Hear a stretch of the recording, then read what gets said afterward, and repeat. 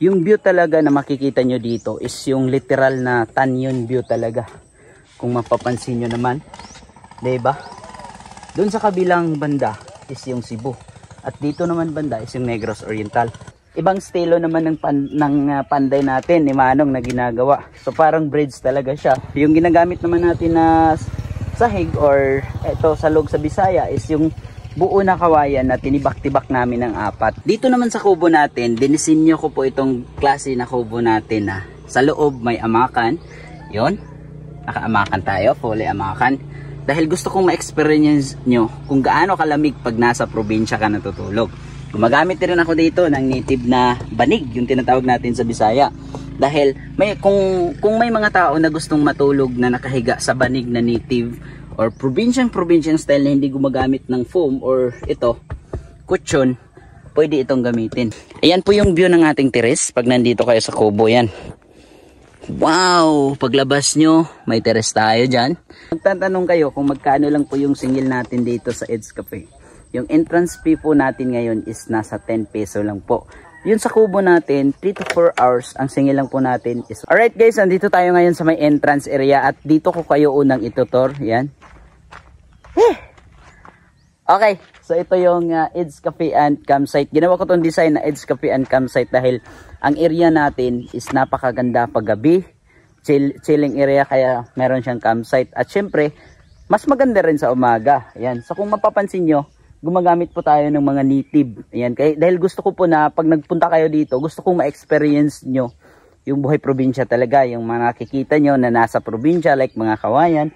Kaya yan po yung rason. At dito naman area is meron tayong mga words. Ayan, kung makikita nyo. Alright, so mula ako kay single ko. At dito palang banda is makikita na natin. Bye.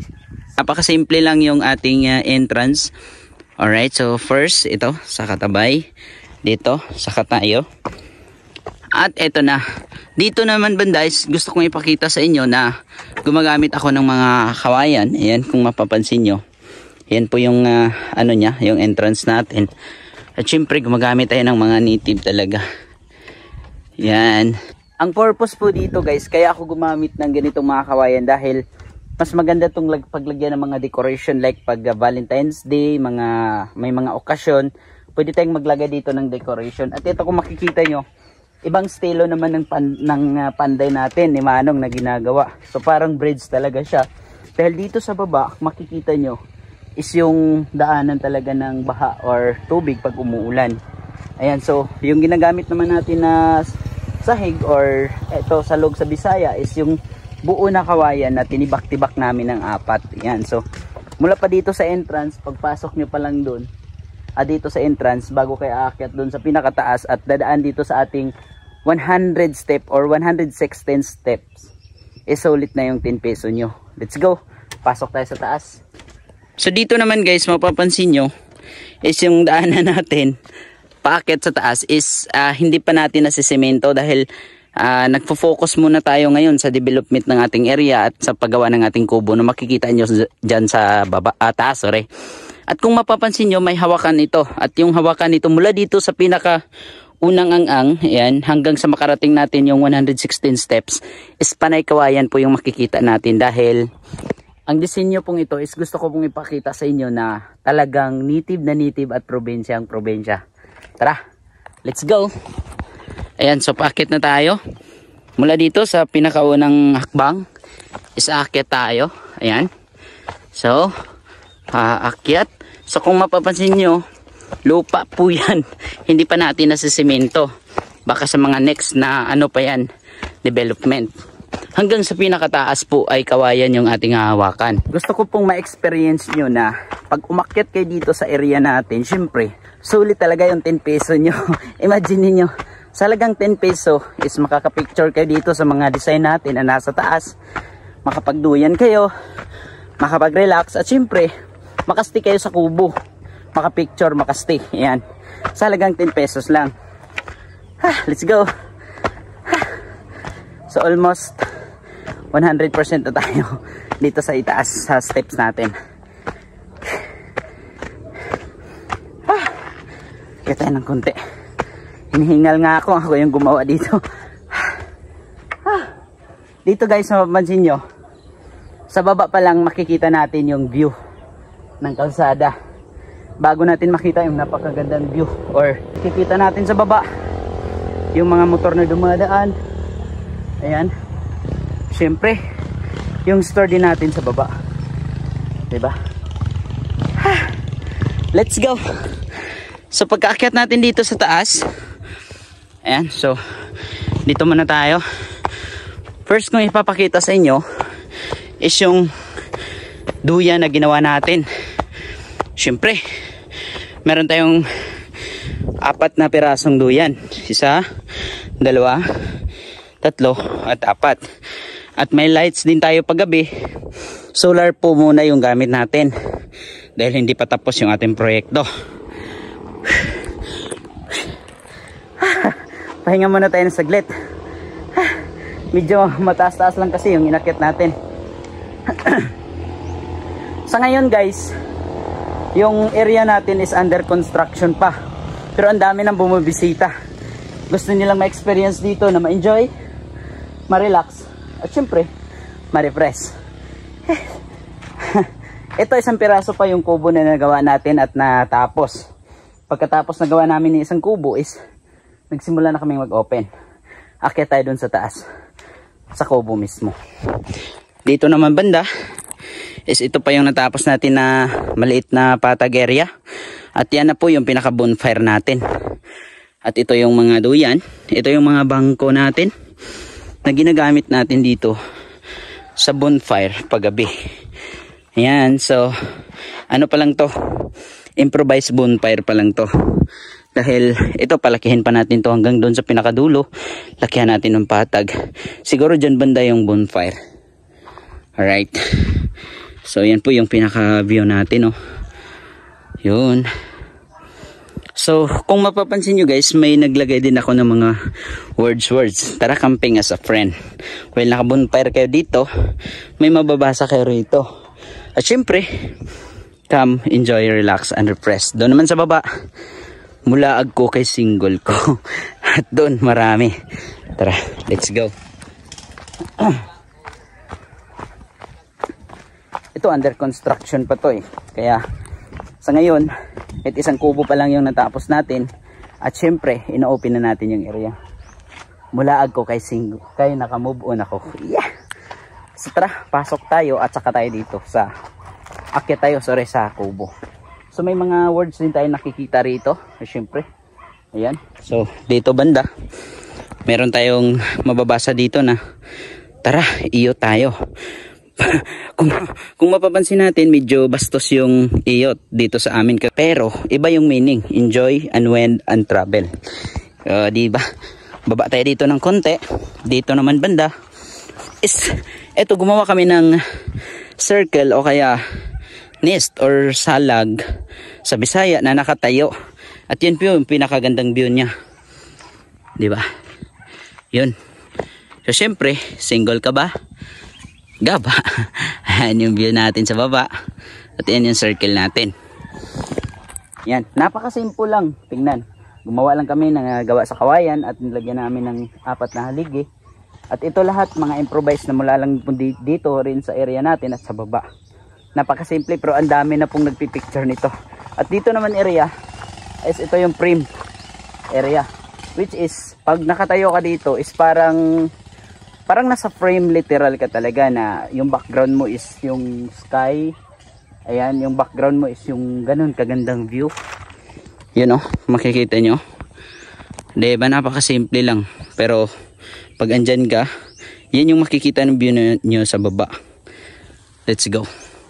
Ayan, so yan yung pinakamukha ng kubo natin. Yun. Guys, iakyat ko kayo dito sa kubo natin. Ito talaga yung pinakamatagal na tapos sa panday natin. Dahil napakatibay. Dito pa lang paakyat sa hagdanan ng kubo natin papuntang teres. Lahat po na gamit natin is yung tinatawag namin dito sa Bisaya na guod. Yung pinakapunuan ng nyug. Pinakapunuan ng bamboo or kawayan. Yung pinakamatibay. So guys, dito kung makikita nyo, talagang kurbete talaga na paakyat dito sa itaas. At syempre, yan o, papakita ko sa inyo. Oh, yun. Yun na yun. So sa terrace pa lang is napakasulit na yung bayad mo na 10 peso. At yan yung view na makikita nyo. Yun, nakita tayo ng konti.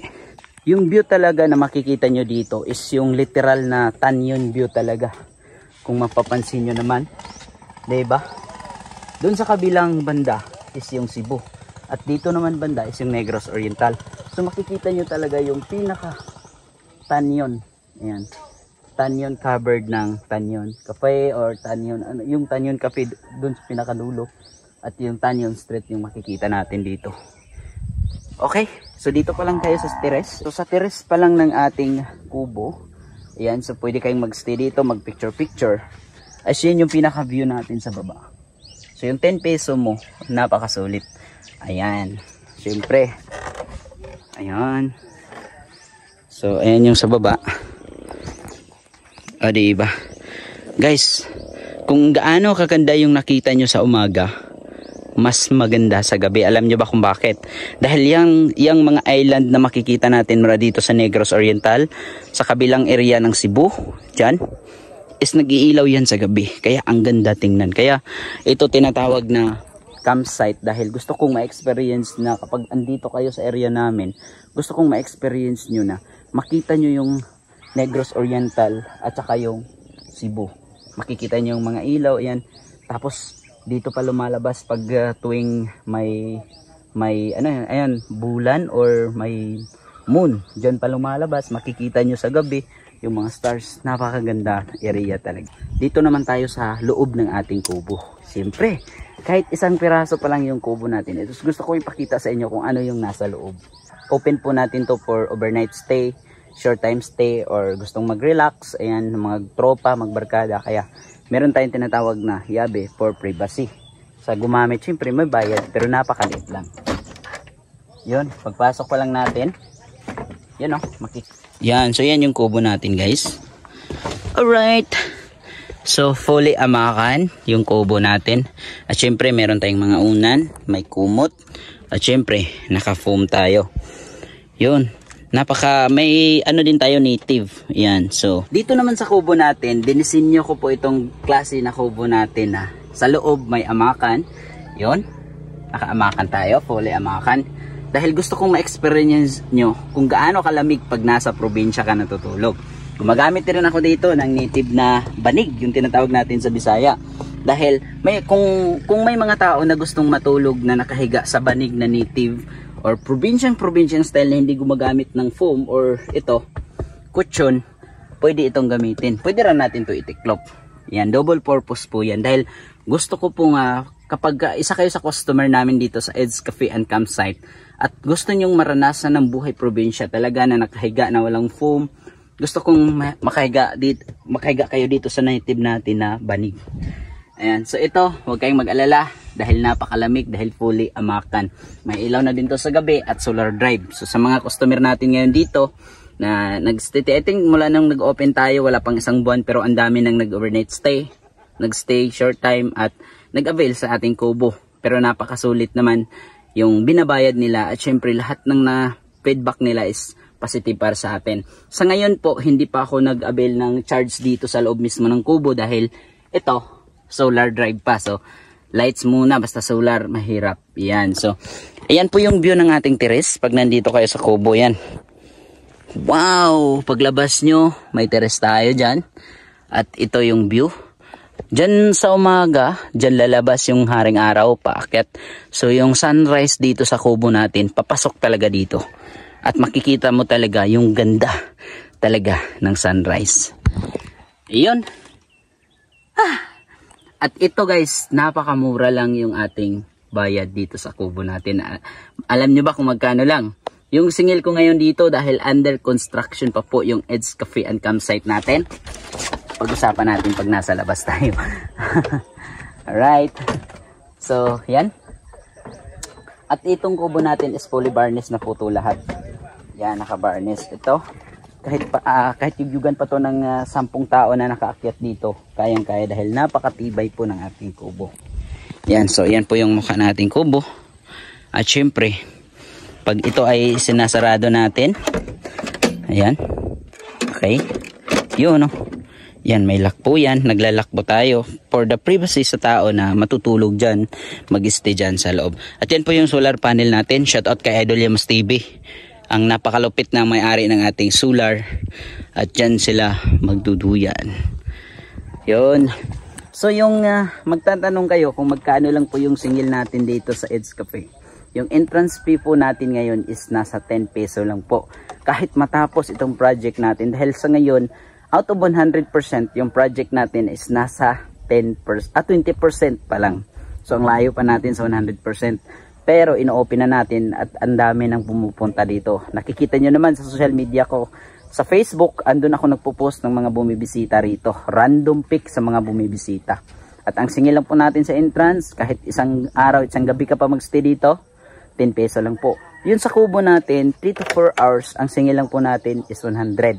Ganun po kamura yung mag-chill dito 3 to 4 hours at yung mag-overnight stay ang singil lang po natin is 200 lang. Ganun kamura guys, napakamura lang. May nilang panglaba, syempre sa caretaker din natin na tagalinis, ayan. At syempre dagdag na rin sa pagpagawa natin dito sa ating improvement ng ating Ed's Cafe dahil hindi pa to tapos ang layo pa natin sa project natin ngayon, pero ino-open na po natin at ang dami nang bumibisita rito. Yun so yan po yung view. Ayan, so again sa mga gustong bumisita rito, ang Ed's Cafe po ay nandito nakalagay sa Tubod, Canluto, Province of Negros Oriental, Municipality of Bindoy. Napakadali lang. Pagpunta nyo rito, magtatanong lang kayo dito sa Municipality of Bindoy at Bindoy District Hospital Crossing po paakyat at makarating na kayo dito. Let's go.